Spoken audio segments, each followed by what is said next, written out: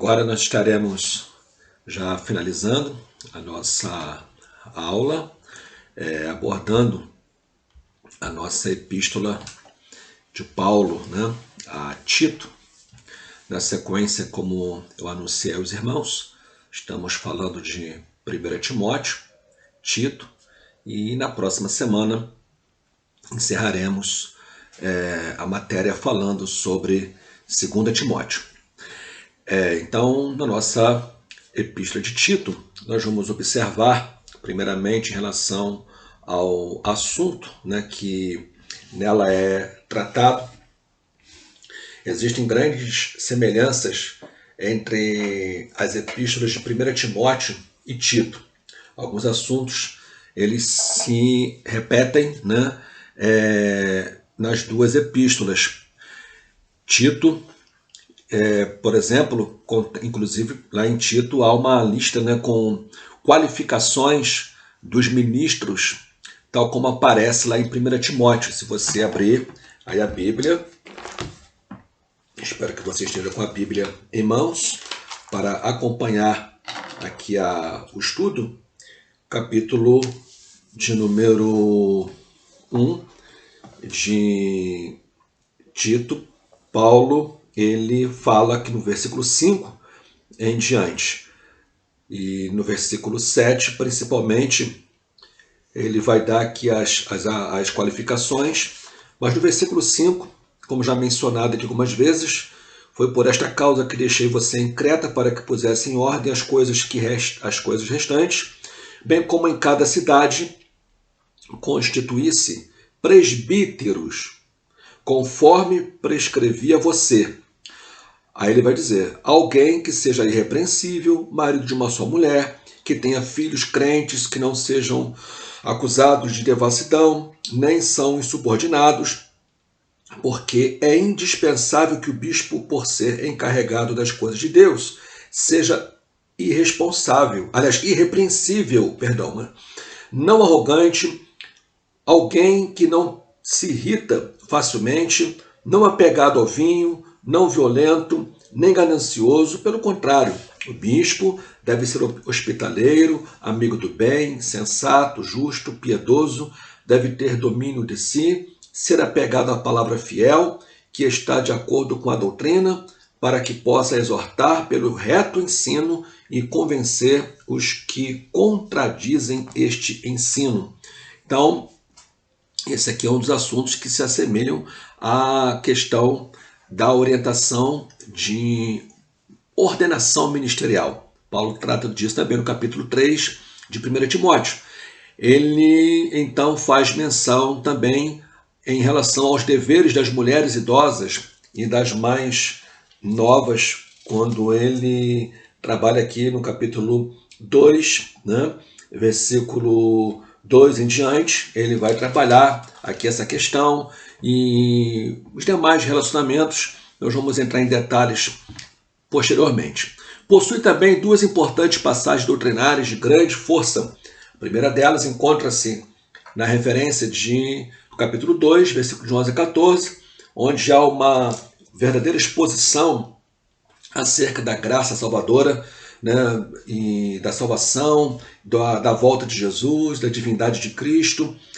No texto lá aborda sobre essas questões.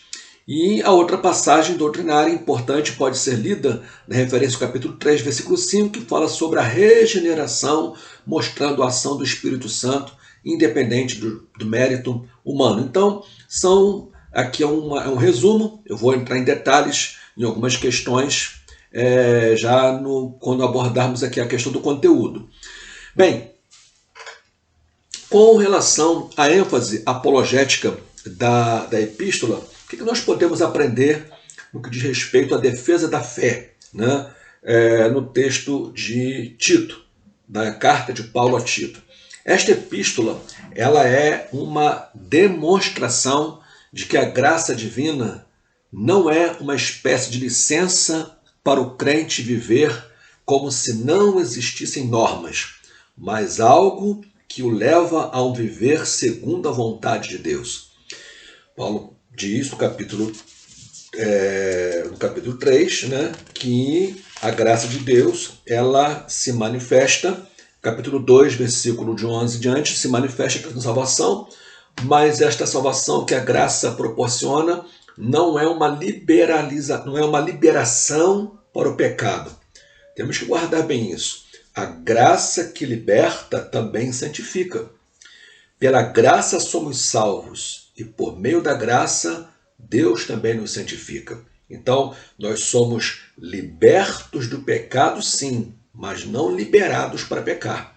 É essa a ênfase, né, da doutrina da graça de Deus. Tem muita gente que pensa que, pelo fato de terem sido salvos pela graça, estamos agora vivendo em graça. Então é tanta graça, né, que a pessoa acaba vivendo, interpretando mal a doutrina da graça, acabam vivendo uma vida desgraçada no pecado.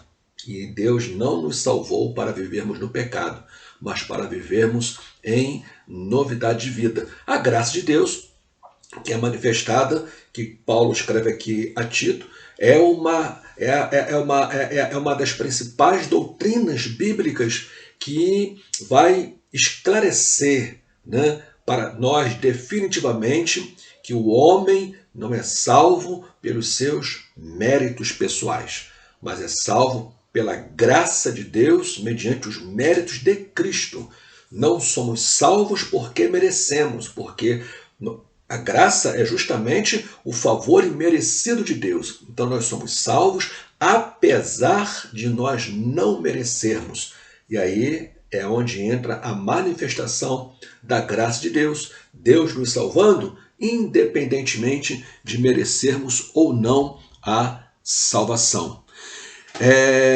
Então, há uma ênfase apologética em relação à doutrina da graça de Deus, né? Paulo trabalha bem aqui essa questão, e também ele apresenta aqui a questão da doutrina da divindade de Cristo, quando ele diz no capítulo 2, versículo 13, né, que estamos aguardando a bem-aventurada esperança e o aparecimento do grande Deus e Salvador Jesus Cristo, né? Salvador Jesus Cristo, apontando ali claramente a doutrina da divindade de Jesus Cristo, no capítulo 2, versículo 13. E é interessante observar que o texto sagrado ele não deixa dúvida em relação à divindade de Cristo. Vamos ler. Diz assim: aguardando a bendita esperança e a manifestação da glória do nosso grande Deus e Salvador Jesus Cristo.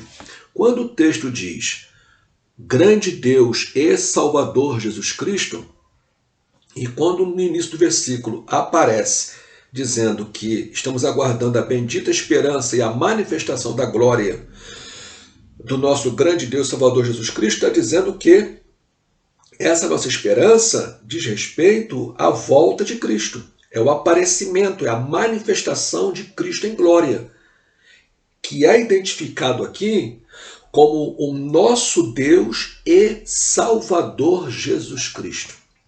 Algumas pessoas, maldosamente, tentam desconstruir aqui a doutrina da divindade de Cristo, acrescentando aqui, né, a preposição, né, né, como se o texto dissesse o aparecimento do grande Deus e do Salvador Jesus Cristo, como se duas pessoas aqui, né, estivessem sendo manifestas. Mas, a bem da verdade, não há aqui uma distinção de pessoas. O que está dizendo aqui é que o próprio Salvador Jesus Cristo é o próprio Deus.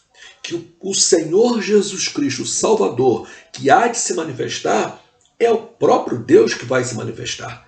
Então, Tito capítulo 2, versículo 13, é um dos versículos da Bíblia que apontam para a divindade de Jesus Cristo, porque está dizendo aqui que o Deus que vai se manifestar é o próprio Salvador e Senhor Jesus Cristo.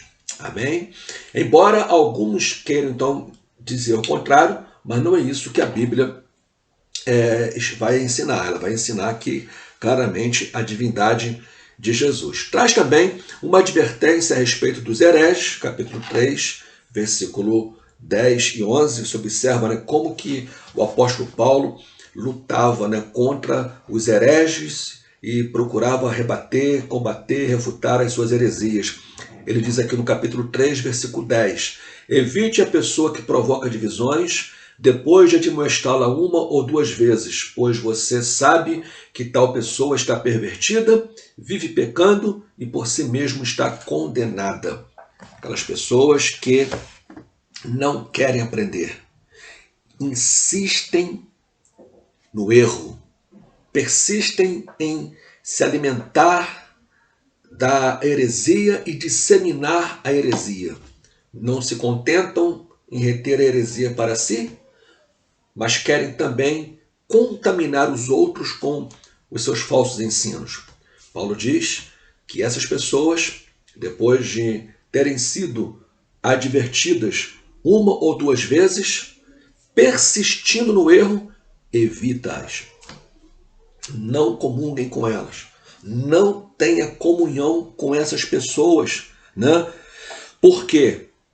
Ele diz, pois você sabe que tal pessoa está pervertida, vive pecando e por si mesma está condenada. E por isso não tem comunhão com ela.